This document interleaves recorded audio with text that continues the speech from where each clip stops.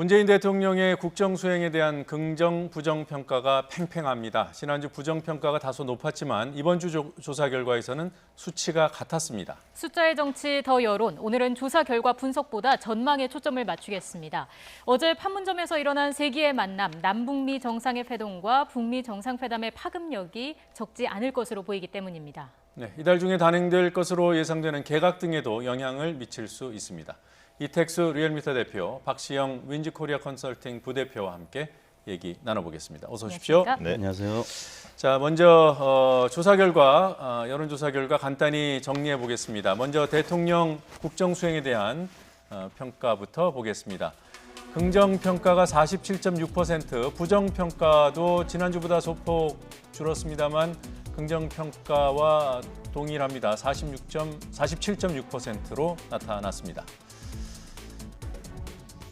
네, 일간 변화 흐름을 좀 보시죠. 맨 좌측에 있는 것이 지난주 금요일이고요. 그 옆으로 월, 화, 수, 목 지지난주 금요일부터 지난 금요일까지의 지지율 변화를 보고 계십니다. 긍정 평가가 목요일에 다소 떨어졌다가 금요일 다시 반등한 상태로 조사가 마무리됐습니다. 부정 평가는 반대의 흐름을 보였습니다.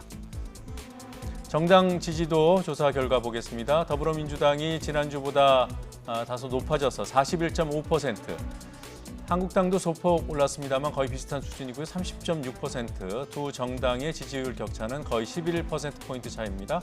정의당이 소폭 올랐고요. 바른미래당은 다소 떨어졌습니다. 민주당과 한국당의 일간 흐름을 좀 보겠습니다. 지지난주 금요일부터 지난주 금요일까지 한국당은 국회 정상화 합의를 의총에서 거부한 지난 월요일부터 수요일까지 하락세를 유지하다가 주 후반에 다소 반등한 차로 조사가 마무리됐습니다. 네, 특히 이 정당 지지도 일간 변화를 보면 국회 정상화 합의가 한국당 의총에서 거부된 이후에 한국당이 급락했던 모습을 볼 수가 있습니다. 한국당이 이런 부분을 좀 부담스러워해서 상임위에 조건 없는 등원 이런 결정을 한 것일까요? 네, 그렇습니다. 그 부분이 있습니다. 왜냐하면 최근에 지지율 급락에 월요일 날 그 합의했다가 다시 네. 번복하지 않았습니까? 네. 그 뒤로 화요일, 수요일 굉장히 이제 격차가 두 당 간의 격차가 더 벌어졌거든요. 예.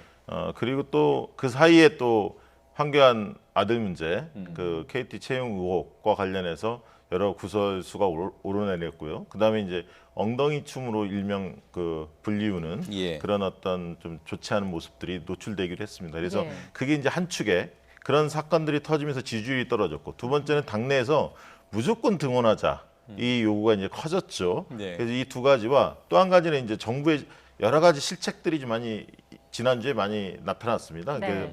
그래서 이제 북한 그 목조선 네. 목선과 관련해서 문제도 터졌고요. 그리고 붉은 수돗물 문제 뭐 이런 등등을 상임위에 들어가서 따져보는 게 한국당한테 더 유리할 수 있다. 예. 이런 판단 속에서 등원 결정을 부분적으로 원포인트 하지 않았나 싶습니다. 예, 예. 지금 그리고 이제 그렇게 하다 보니까 금요일날 지지율은 올라갔어요. 네.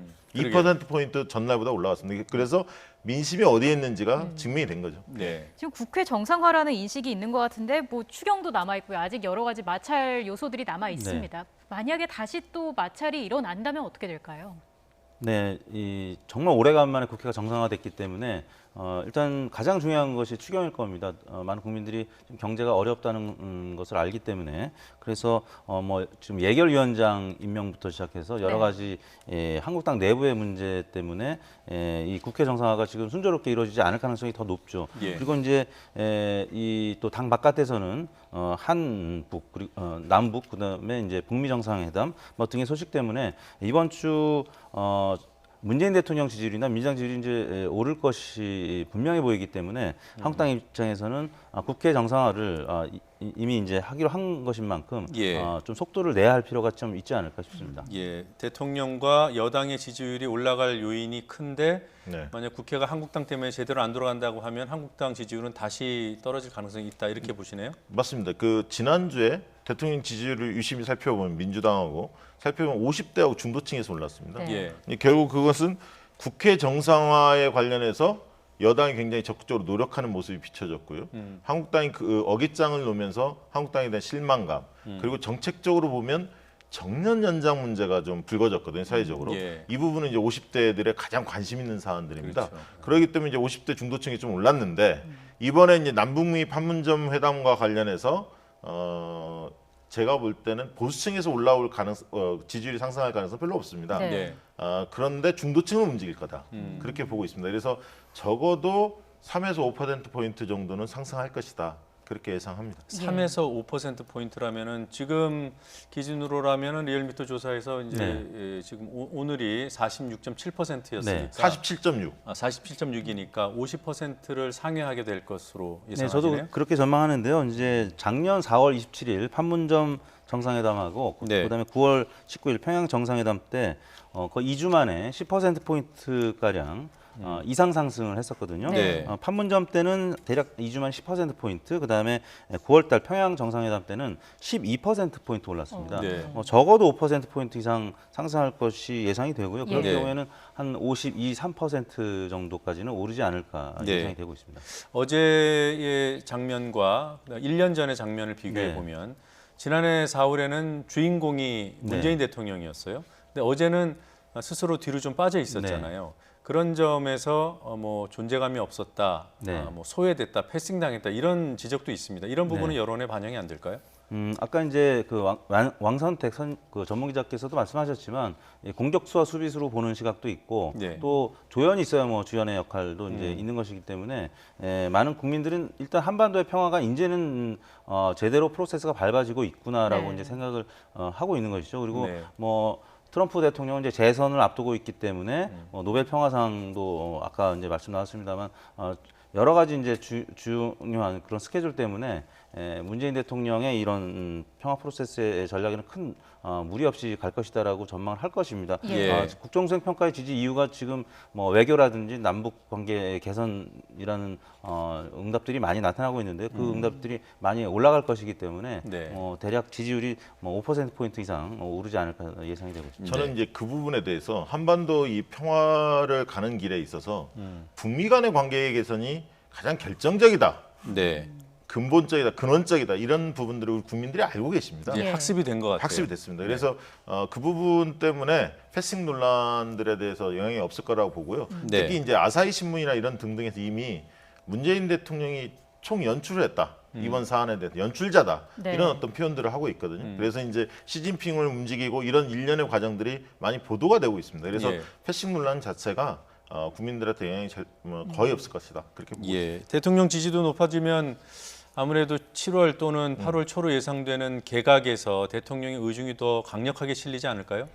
뭐 8월 달까지 청문회를 마무리해야 할 왜냐하면 네. 정기국회 9월 달 이전에 내각 교체를 하겠다 이런 게 이제 청와대 의중인 것 같습니다. 네. 적어도 이제 중폭 개각이 예상이 되는데 아무래도 이제 대통령 지지율이 높으면 청문회가 순풍을 탈 수도 있지만 그러나 이제 한국당의 입장에서는 후보자별로 꼼꼼히 좀 따져볼 겁니다. 자질이나 도덕성 문제에 대해서. 네. 그래서 그것은 어떤 후보가 임명이 되느냐에 따라서 많이 달라질 수 있다. 그렇게 네. 봅니다. 자, 이와 관련한 여론조사 결과도 저희가 실시를 해봤는데요. 조국 수석의 법무장관 기용에 대한 여론조사 결과 함께 보고 이야기를 이어가 보도록 하겠습니다. 자, 찬반이 팽팽했습니다. 찬성 46.4 대 반대 45.4, 찬반 격차는 단 1%포인트에 불과했습니다. 찬반 강도를 좀 세분화한 결과도 살펴보겠습니다. 매우 찬성이 32.1%, 찬성하는 편 14.3%, 매우 반대가 31.9%, 반대하는 편이라는 응답이 13.5%로 나왔습니다.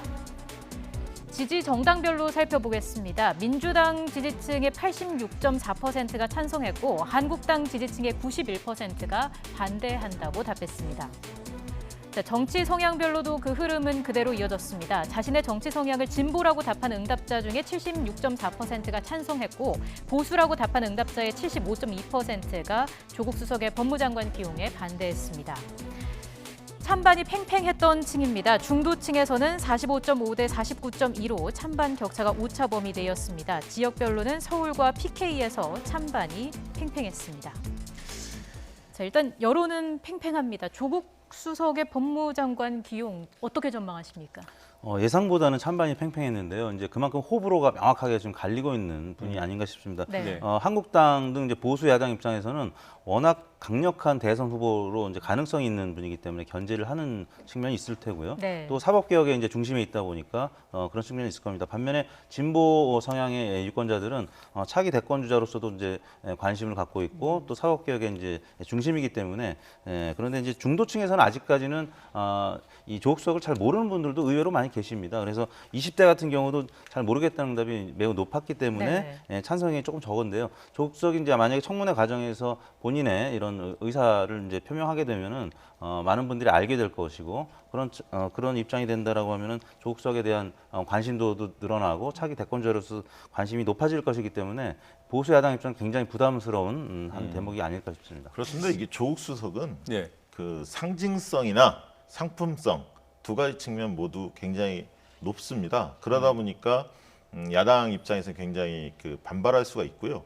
특히 이제 그 대통령의 신뢰가 좀 탄탄하고 또 검찰 개혁 문제에 대해서 굉장히 원칙적이거든요. 네. 그러다 보니까 부담스러운 게 사실이고 또 정권에 아무래도 민정수석에 있다가 곧장 그 법무부 장관에 간다면 검찰 쪽에서 청와대 내 현 정권에 대한 눈치 보기 이런 게 있는 거 아니냐. 그리고 네.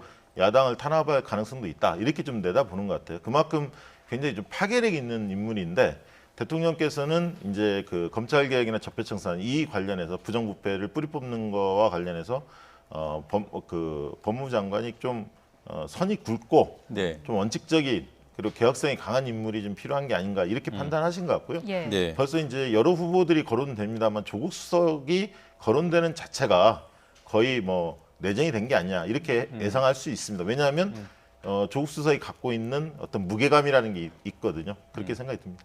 그러니까 앞으로 그 조국 수석의 법무부 장관 기용설에 대한 기용 가능성에 대한 여론이 호전될 것으로 예상하시는 건가요? 저는 청문회 거치면 호전되리라고 봅니다. 왜냐하면 예. 중도층이 좀 움직일 여지가 있다.